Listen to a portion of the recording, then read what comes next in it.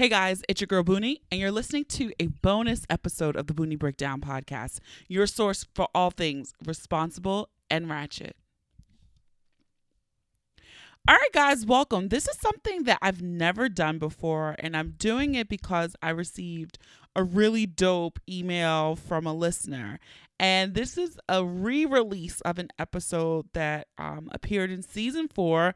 It's episode 66, and the guest was Kongit Farrell. And I just got this letter, and I was toying with like which episode that I had recorded that I was gonna edit and whatever. And then this letter popped up in my inbox, and I was like, oh my god. I'm going to do something I've never done before, and I'm going to re-release an episode that you guys may have missed, you skipped, whatever. But I'm like, the letter was just so dope, okay? All right, so before we get into the re-release and the letter, before we do this, just a few points of housekeeping. First, Atlanta forever. I love Atlanta. I think it's about 30 tickets left to the Booney Breakdown Live in Atlanta, November 9th, Saturday, November 9th at Peters Street Station. We have our special guest, Arkita McCormick of It's Arkita and the Awkward Girl Pod Ventures. Also, the boy, the guy, the man you love to hate from the Booney Breakdown, Brian, will also be in the building in Atlanta. So I know it's like 30-something tickets left. I would love to sell this out. It's the last show of 2019, and we'll start putting together the 2020 schedule, which will be super dope. But Atlanta, come on. I know people be last minute. They don't want to make plans in advance. So I'm hoping that we can sell this show out soon. And I can't wait to meet you all there. You can grab your tickets at thebooneybreakdown.com/live and go ahead and have fun with that. Also, the sweatshirts, you guys are loving the new sweatshirts. So thank you. And right now there is a code running this month. The code is THOTUMN, THOTUMN. And you can save 15% on your sweatshirt orders. Okay. And if this is your first time listening, or you still dragging your feet, I don't know. I hope that you make the choice to follow us on social media at the Booney Breakdown on Facebook and Instagram, and Booney Breakdown on Twitter. There are all the ways you can listen to the Booney Breakdown. We're on iHeartRadio, Google Podcasts, Apple Podcasts, Stitcher, SoundCloud, Spotify, Castbox, Overcast, Radio Republic. It is so many ways you can listen. And if you ever aren't unsure, or you want to recommend the podcast to your friends, and you have an Apple device and they have an Android, you can just always tell them to go over to thebooneybreakdown.com/podcast. And it is a lovely list with links that are very easy that can get them to a source that they might have where they can check out our podcast. So I love it when you guys share. And that is it for housekeeping. So I really want to get into the letter that I received that caused the spark that said, you know what, this is why I'm going to re-release this episode. So here we go. Hey, Booney, I just want to thank you so much for your platform. I love your podcast, and the array of topics on your show are perfect, truly responsible and ratchet. I want to highlight in particular episode 66 with Kongit Farrell. This episode changed my life, and I'm not exaggerating. I remember listening to the episode and it just blew me away. I don't know where I was at the time in my life, but the message, it was what I needed to hear, and I truly received it.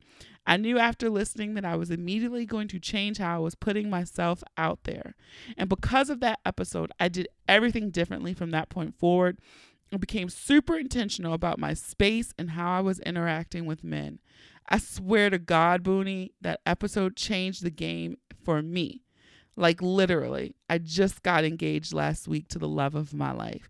And Booney, I just want to say thank you so much for your platform, for always having engaging topics, and for making me move out of my comfort zone.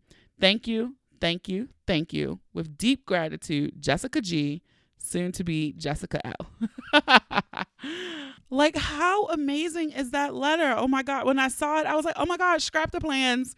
Scrap them, scrap them, scrap them. We're going to re release episode 66 because I don't know. All these memes are going around about 2020 is 75 days away. It's 3 months left in the decade. I know people out here want to get chose, want to get wifed up, whatever, whatever. And so maybe there are some points in here. Maybe you didn't listen to this episode. Maybe you said, I'm at the time when this was released in July of 2018, you were like, I'm not looking for love. I don't want love, whatever, whatever. But maybe now you're in a better spot. You're in a place where you can receive it. Fuck boys and fuck girls are out of the way and you're ready to be open and receive the love that you deserve. And so I am re-releasing episode 66 with Kongit Farrell. So may you too be inspired. Maybe you'll get something out of this episode. Maybe it'll change your life like Jessica G, soon to be Jessica L. But that is just so amazing. And again, congratulations, Jessica, to you and your fiance. That is just so amazing to me. You're about to make me listen to this episode again. Because I had not listened to it since probably July of 2018. So I hope that maybe you get something new out of it. Maybe you can share this episode with a friend who is in a space where they're ready to receive something. And also, maybe listening back to this episode, we can appreciate how far the Boonie Breakdown podcast has come. That was almost 60 episodes ago, guys. So, which is incredible to even say out loud. So again, let's go back, take a little trip down memory lane. Hey guys, it's your girl Boonie, and you're listening to episode 66 of the Boonie Breakdown podcast. The podcast where we sometimes cry, we always laugh, we might get a bit ratchet, but we're forever going to break it down. All right, all my single ladies, you guys might find this episode super helpful, okay? You guys know in the past episodes, I've done some single girl woes, some lamenting about the single girl life of Chrissy and Sheikah.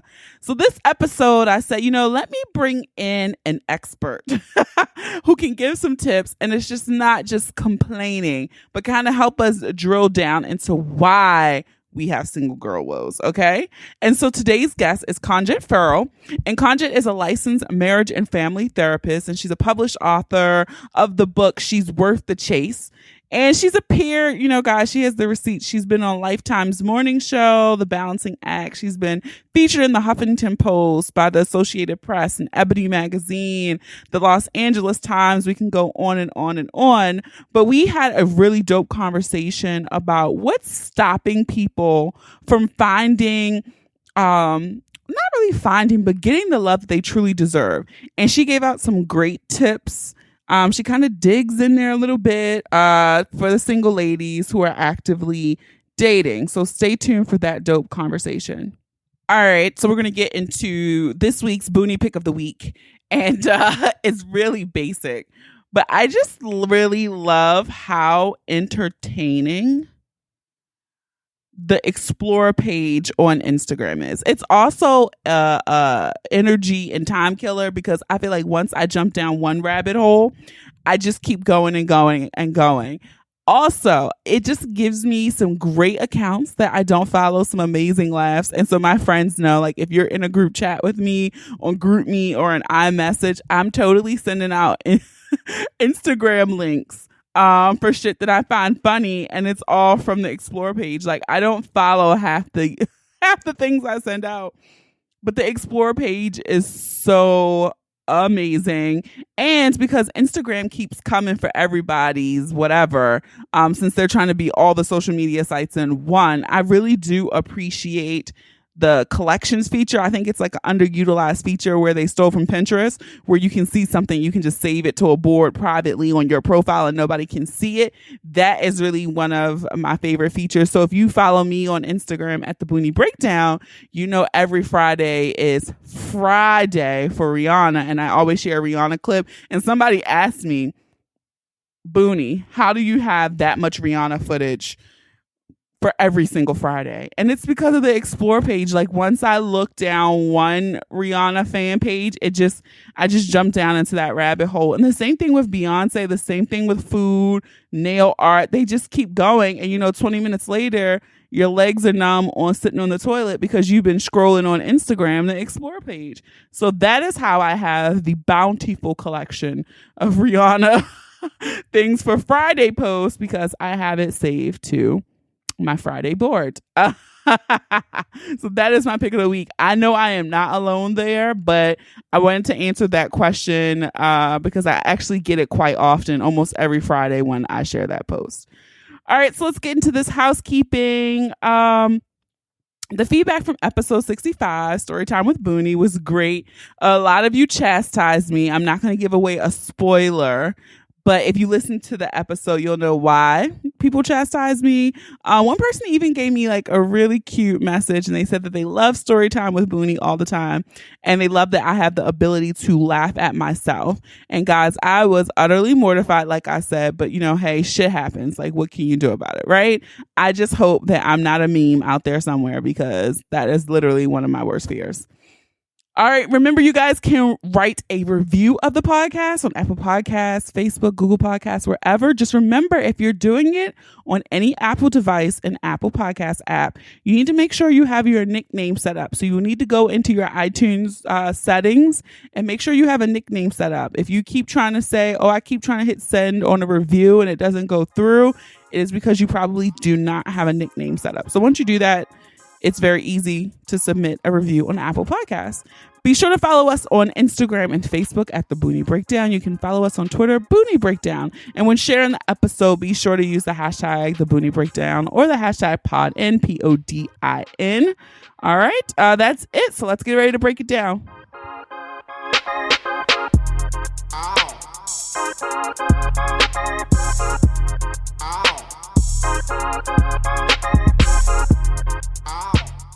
Okay, guys, it's your girl Booney, and I'm excited for this episode. This one is for all of my single girls. I have with me, she's a dating specialist, okay? She's a marriage and family therapist. So I would like to welcome Kongit Farrell to the podcast. Hello. I'm so happy to be here on the Booney Breakdown. Thank you for having me.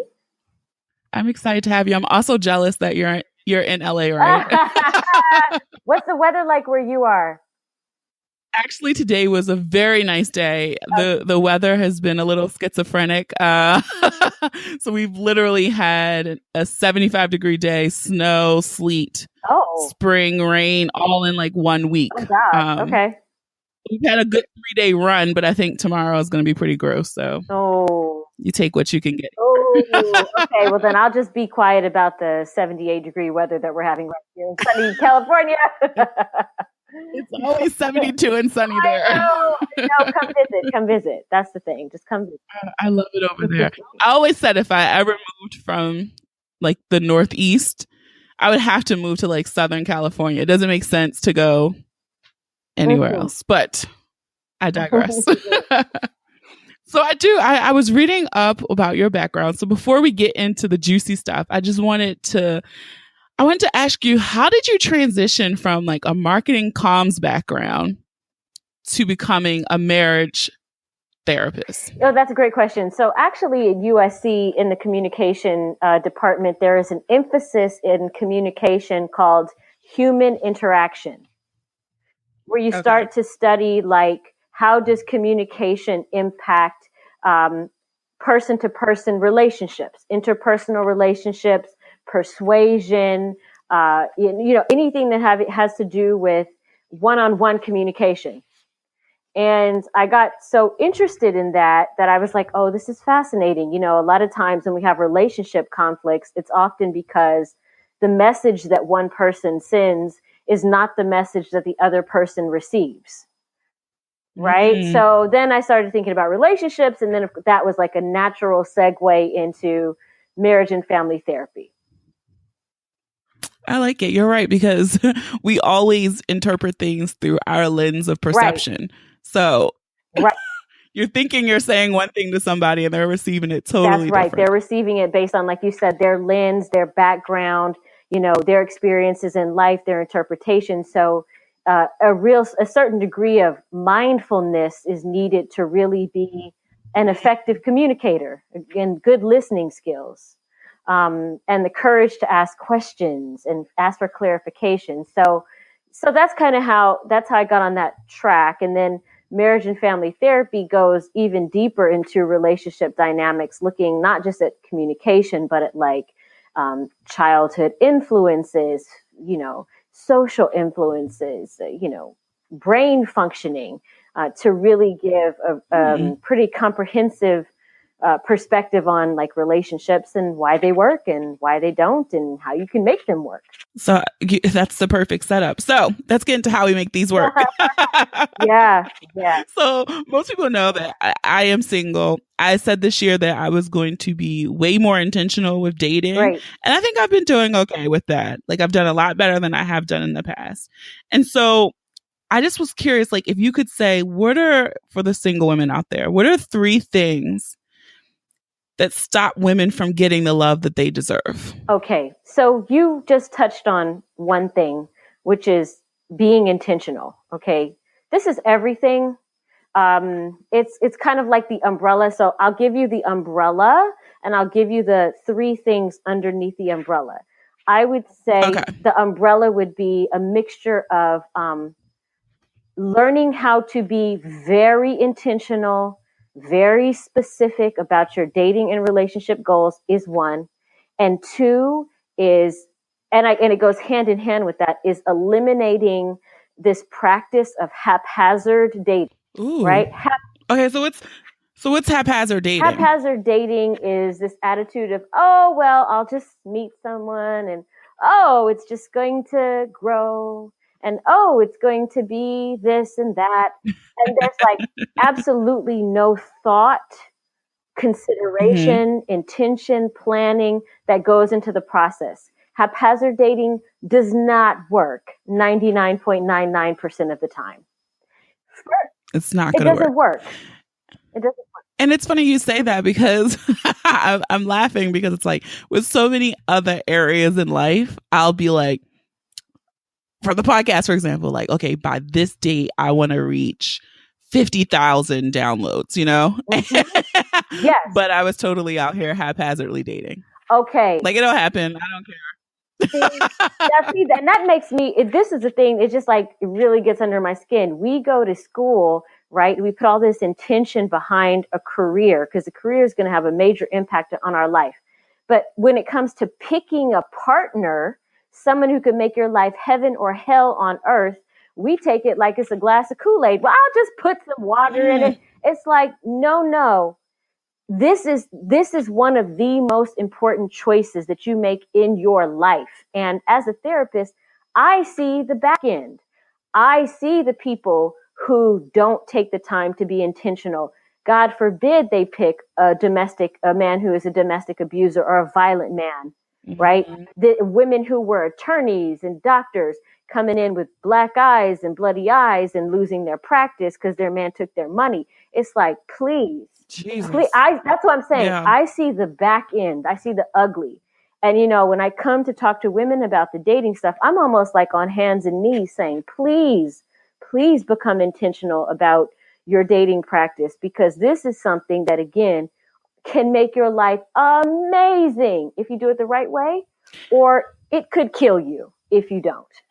And that's the thing, like listening to you say that, and then looking at myself and even looking at some of my friends in my friend circle, it's like we've always been trained to present ourselves to be the catch, but not to actually do the work to find someone who we truly want, if that makes sense. Yes. It's like, oh, you make sure you can cook and make sure you can do these things, but it's never flipped back to say, we'll find someone who can meet your needs, It really needs to be a dance and a marriage between the two. And let me get into that so I've given you kind of the umbrella, but let's go into the first kind of point. And I want to also give you an analogy about this. Okay. So the first point is one of the 3 things that stops women from getting what they want in love is lack of clarity about relationship vision. They do not have a vision for the quality of relationship that they'd like to experience. Let me give an example. Okay. If you Okay. tell me right now that you would like to go to Harvard, what do you need to do? You need to strategize, you need to prepare, you need to learn new things, you need to present yourself in a certain way. There's a whole bunch of things that you need to do to get into Harvard and have a Harvard quality education. If you say to me, I don't want Ivy League, but I want like NYU, I'd say, okay, then that's a different preparation process to get into NYU. If you say to me, you know what, not NYU, actually, I'd rather go to a state school, whole different process. And if you say not a state school, I want to go to a city college, different process. The issue is if Mm. you're trying to get into Harvard, you cannot have a city college approach. Okay? But true. Right. But true. Same thing with the quality of relationship. If you want a high quality relationship with a compatible partner who you're talking about legacy building and, power couple and really having that premium relationship, you need a certain set of skills. You need you need to be clear about what you're looking for. You need to plan for it. You need to set yourself up to attract that. Otherwise, if you don't, how are you going to get that? And if you happen to fall into it, how do you maintain it? Oh, maintaining. That's different too. Because some people do get lucky. It just How do happens. you maintain it if you don't? How do you stay at Harvard if you don't understand calculus? I'm loving this Right? analogy.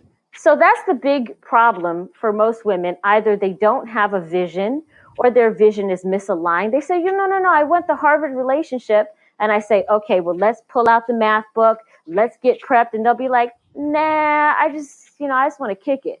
So no, you actually don't want that.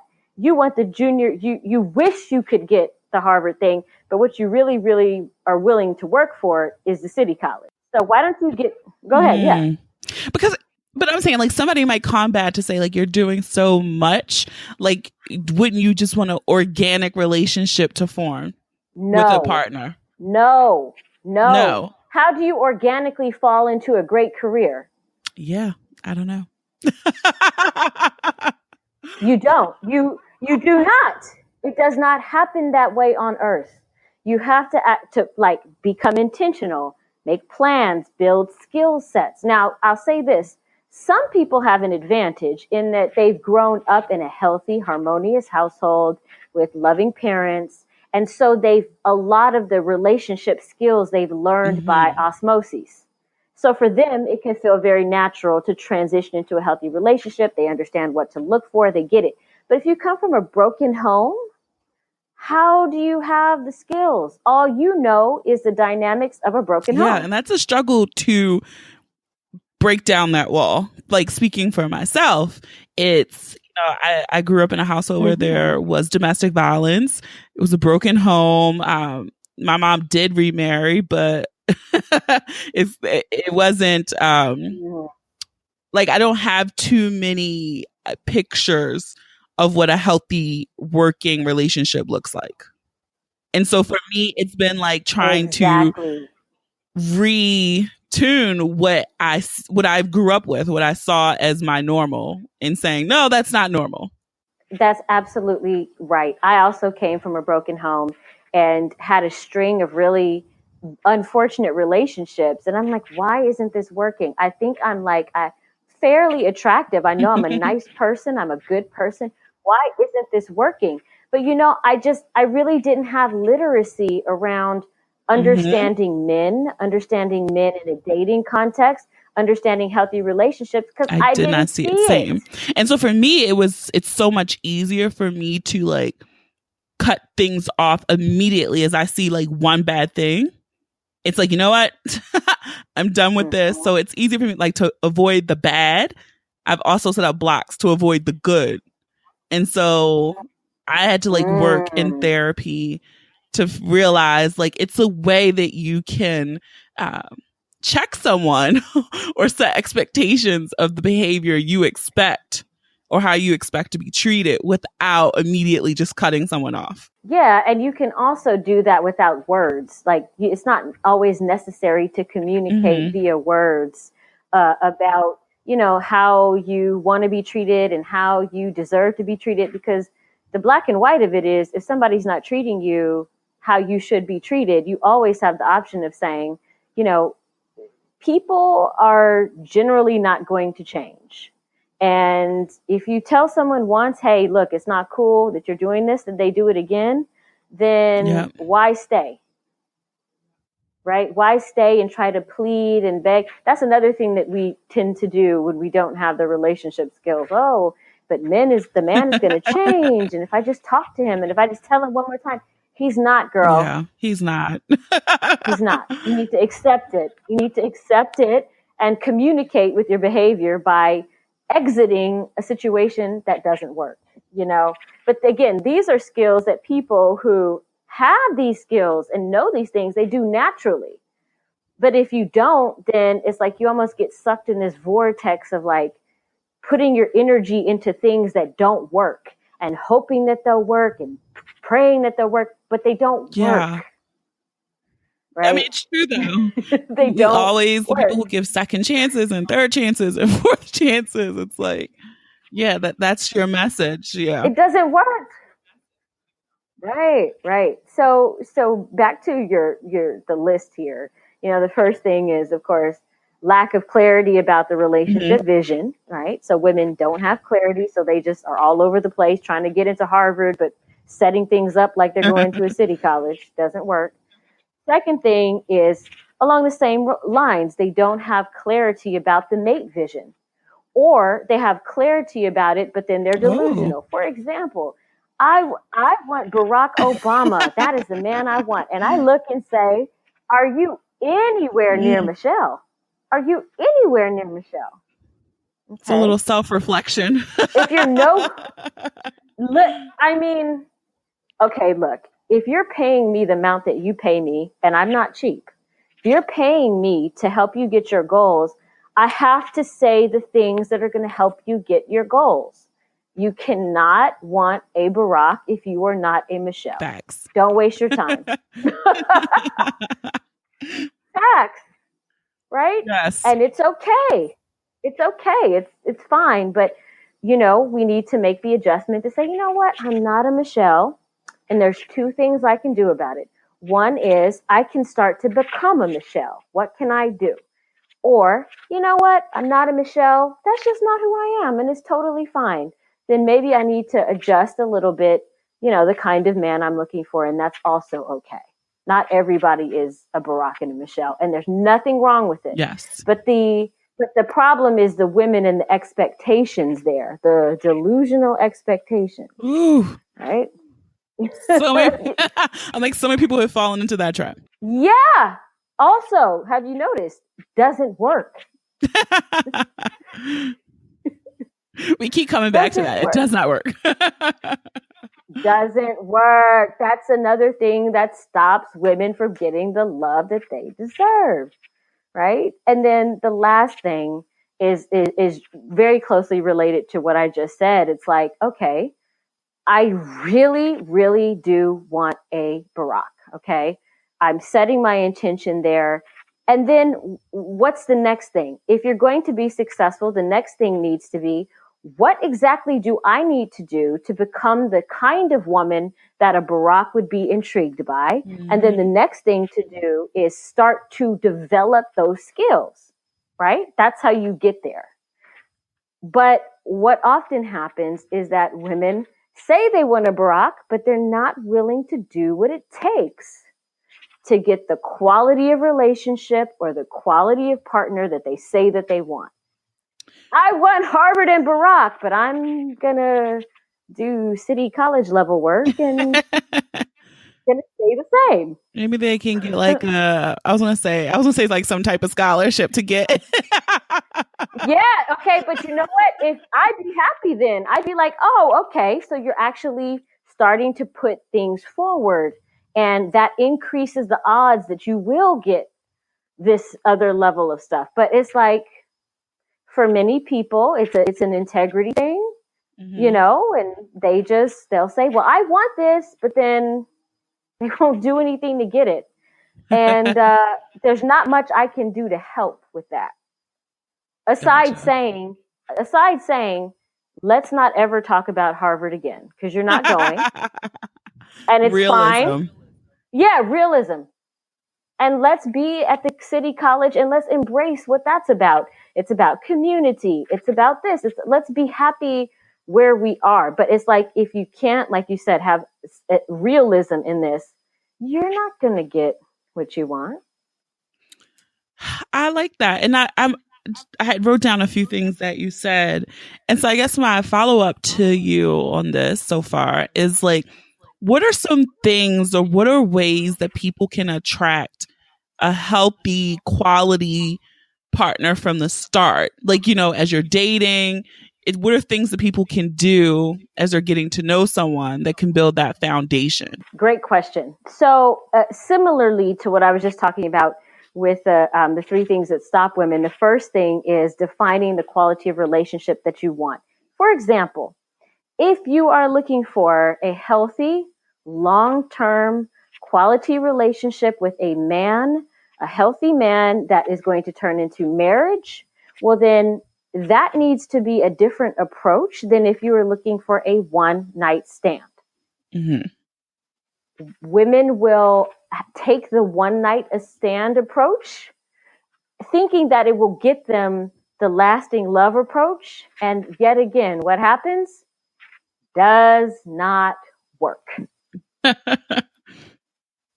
Okay. So if you want to know some tips about how to get there, my first question is, what kind of relationship do you want? And I'm sure a lot of people don't even have that defined. Like, I knew I found myself in that spot where it was just like I was haphazardly dating, as you said, and just was like, all right, whatever comes, I'll edit as it comes. Like, no, I don't want you. But I had never actually, I guess in my adult life, taken the time to write, like, this is what I'm looking for, this is what I need, and this is what I would want out of a partner. It's important to do that because, especially, are you dating males or females or both? Males. Okay, so if you're dating males, males, they have a different evaluation criteria for women when they're looking for a one-night stand versus if they're looking for something long-term like a wife. And the thing with males is that it's important that from the start you present as how you'd like to be perceived. Because once you present as like one night stand bucket, it's very difficult to get from one night stand bucket to wife in their mind. So if you are intentionally saying, you know what, I'm looking for healthy, lasting love, with a quality man, then it's important that you are presenting like a potential girlfriend or wife, not like a potential one night stand or sex partner. Okay. From the start. That seems simple enough.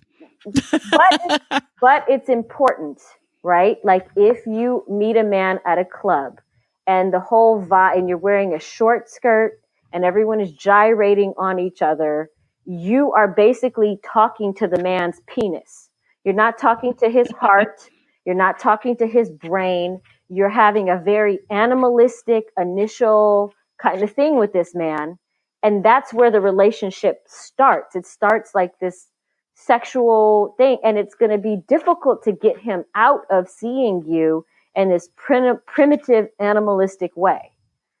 Best that you, if your intention is like marriage and healthy, harmonious relationship, that you don't even start there, right? You start in an environment where you are, you can be nicely sexually or sensually dressed, but not so overt that you're screaming at his penis.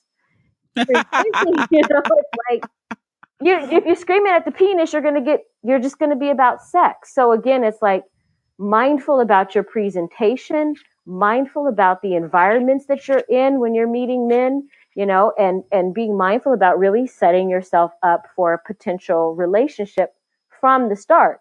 Or if you say, hey, I'm actually looking for a one night stand, I'm like, where's the garter belt? Put on that short ass skirt. Get them fishnet boots. Go to the And club. now you can scream at the penis. Right. Scream at the penis. Right. Yes. Scream at it because that's your goal. But if that's not the goal, and that's the problem. Women are saying, I want love and I want marriage and I want a man to, respect me and think highly of me. But let me put on these fishnets and boots and this garter belt. Let me go to this club and put my legs over my head and hop on the floor. Okay, well, that doesn't work. That's so funny. Right? Is that not hashtag facts, though? Come on. I like it. And I'm also laughing because I'm like, my best friend is going to listen to this and he's going to be like, I told you so, because that was one of my things as I'm like dating this person. It was like, I am a very sexual person. Mm-hmm. And so I was like, I did not want to lead with that this time. Right. And so it was not working against myself, but it was just like, okay, just hold off a little while. Right. And so now I know my best friend is going to listen to this and be like, see, I told you. But he's also a guy. So. Right. And I think, and this is an important point too. In therapy, one of the first concepts we're introduced to is something called systems theory, meaning that a relationship is a system. And so if you want a relationship to be successful, you can't just think of things from your perspective, from your point of view. You have to take into consideration, what's the other person's point of view on this? And how might they see this differently? And you have to incorporate their point of view with your point of view and then come up with a solution that speaks to everyone's point of view.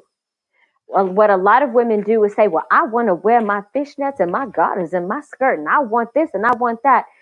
And they don't stop to think, how does this play off to a male's point of view? How do they interpret this? And then ask themselves the question, is that how I want to be perceived or not?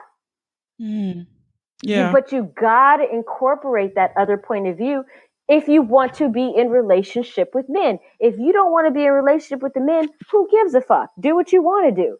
But again, if you come to me saying, Kongit, I'm ready for this, I'm going to pay you X amount of money to help me get there, then you can't be doing things without thinking about how a man will perceive this or is likely to perceive this. You have to think like that. Yeah, I'm well, you can't see, but I'm nodding my head. Yeah. So, and I think I love how you have a male best friend, because I think, they offer us their wisdom and their insight. It's just like, do we choose to listen? Yeah. And I know sometimes he wants to beat me because I generally don't listen to him in some regards. Like, I receive it and I'm like, whatever, that's just Kenny. And then I go and do exactly what I was going to do anyway. But this time I have been so intentional about it. And I will say I've noticed there's a difference. There's a difference. Of course there's a difference, because, males, they have different psychobiological profiles than females. It's like, do you know what a normative distribution is? Like that bell curve?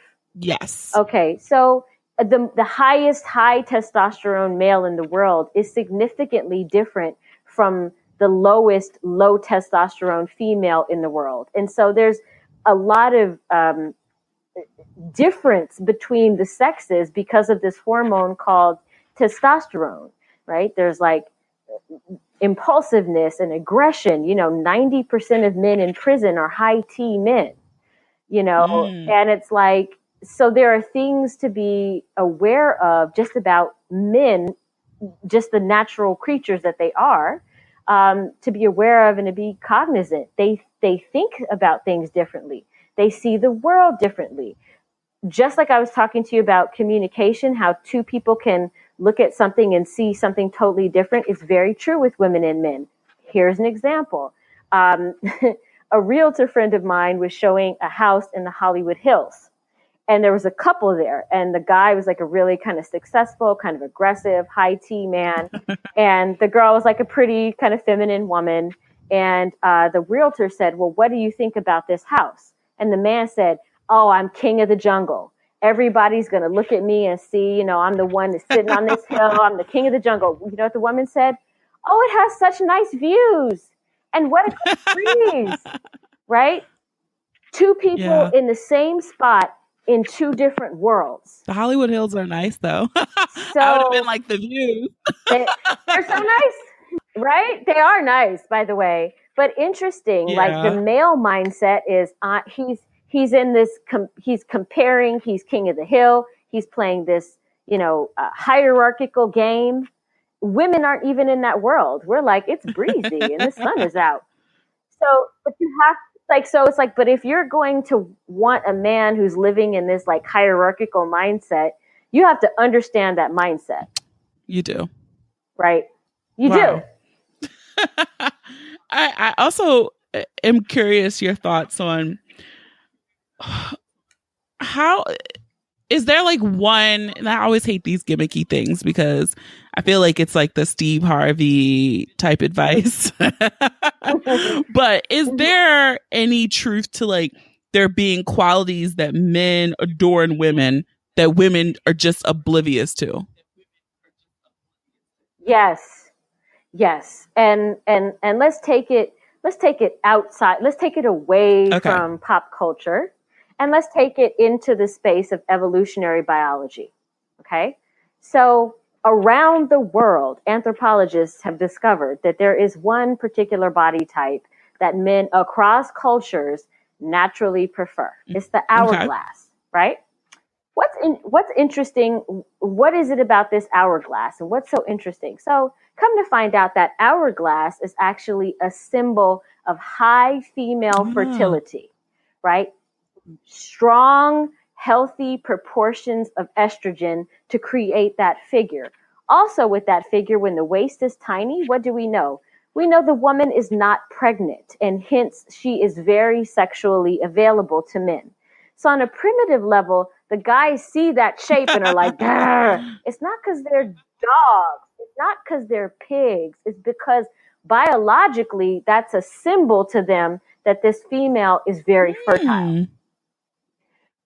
And so I think there's a level of understanding about this that a lot of it's just not in pop culture like that. But if you take the time to become literate, like I was saying, understanding men better from a different non-political, non-pop culture perspective or biological perspective, you will do what you just said. So that's why guys like the hourglass shape. Oh, right. Makes evolutionary sense. And I've never heard that, and it makes complete sense. And I think when you start to become literate in this way, it takes away judgment. Like, why men are such pigs. They only like that. It's like, no, it's not about that. It's like, it's an evolutionary thing. It's them it's a drive, for them to procreate and want to create a healthy baby. It's not personal. Same thing. I deal with women who are with these high testosterone alpha guys who are athletes or, celebrities. And the woman will be beautiful and smart and shapely, and the man will cheat. And she'll be like, it's me. I'm not smart enough. I'm not thin enough. It's like, no, girl, he's a high T male. It's like in the blueprint. And he doesn't have the character to rein in his behavior. It's not about you. It would be her or me. It's not about you. And I think when women get that, they become liberated. They're like, oh, it's not me. Oh, okay. Right? So I think that the biological perspective and again, building literacy can be very empowering for women. Yeah, I'm like, I wonder how many people listening, once they listen to this, like are shaking their head while you were saying that, like, like the light bulb went off. Right. Yes. So yes. What is, before we get into the breakdown and wrap up and stuff, so with everything you said, if you had to kind of digest that down into like one sound bite to tell a single woman who is dating what to do to be successful at dating, what would you say? become a very intentional about the quality of relationship, the quality of mate that you're looking for, and get professional help. This is therapy is not the therapy from 1974. It's 2018. We have solutions to so many issues. You find the right person, get the skills needed to get the relationship that you want. Love it. And I love therapy. Yes. I don't always go I do too. It's great. It is. Like right now I'm on a little break, but I'll probably start back up soon. Sure. But I love it. I love the homework, and I love sometimes how my therapist can connect the dots to either childhood traumas or behaviors that I don't know I do, and synthesizes it into like, this is why you do this. Yes. Or like makes the steps for me to walk it through myself to realize that's why I did that. Yes, she's building, or he or she is building psychological literacy. I love that. If we can just build that psychological literacy, how much better will our lives be? Yeah, and it's just those little small things. Yes, that you never know how they seeped into your psyche. And they're literally affecting like almost everything you're doing. Yes. So yes, you can unlearn some behavior. You can. Yes, you can. Yeah, you can do a lot with intention and willpower and the choice that you're going to change something. But, if you don't have the intention, you don't have the self-awareness, you don't have the tools, good luck to you. Yeah, that's true. So right. I am encouraged, even though this won't air for a while, like this is a timely message for me to receive as well. And so I'm hoping that as people are listening to this, they did some head nods, they wrote down some notes, and have a plan to be more intentional about their dating life. Yeah, they can always come visit me, come to my website and reach out to me. And, I'm happy to share the wealth of knowledge I have on this. Yeah. So since you said that, can you share where people can find you on social media or online? And I'll be sure to link all of these in the show notes. Yeah, sure. Everything for me is Kongit Farrell. That's my name. So it's K-O-N like Nancy, G like girl, I-T like Tom, and then Farrell, F like Frank, ARRELL.com.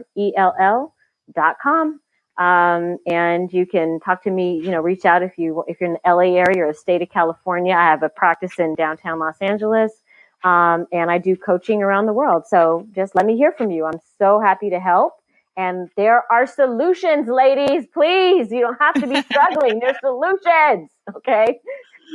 So yes, we have solutions. And so now I want to do the breakdown with you. So I'm just going to shoot out one word and you can say the first thing that comes to mind. Okay.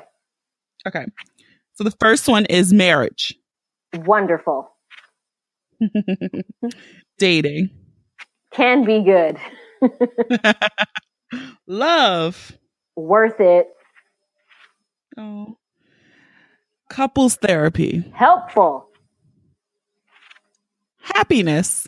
Attainable. Human interaction. Necessary. Intention. Oh, life. And last one, sex. Oh, yes. Good.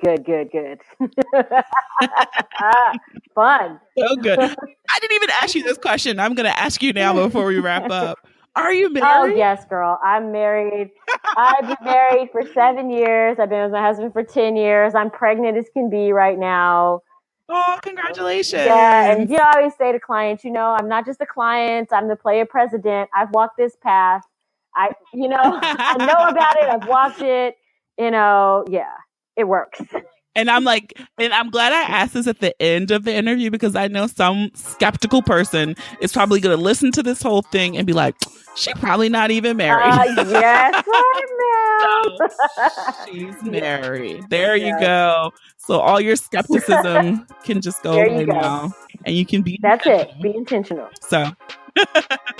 So Kongit, thank you so much for coming on the podcast. I really enjoyed our conversation. Me too. Had a great time. Thank you for having me. No problem. Thank you.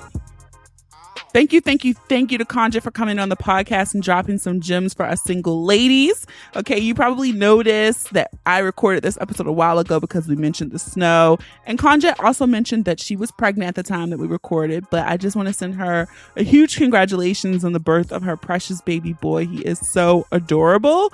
And I just want to say, I really hope that you enjoyed the conversation. And if you enjoyed this episode, I encourage you to listen to past episodes and subscribe to the podcast on Apple Podcasts, Spotify, SoundCloud, Stitcher, and Google Podcasts, or any app that you listen to your favorites on. Don't forget to leave a review too. You might just hear your review on the next episode. Follow us on social media. Share the episode with those you love, those you don't love, those you fucking hate. I don't make those pretty images for nothing. Have a dope ass week. Thank you for listening. Until next time.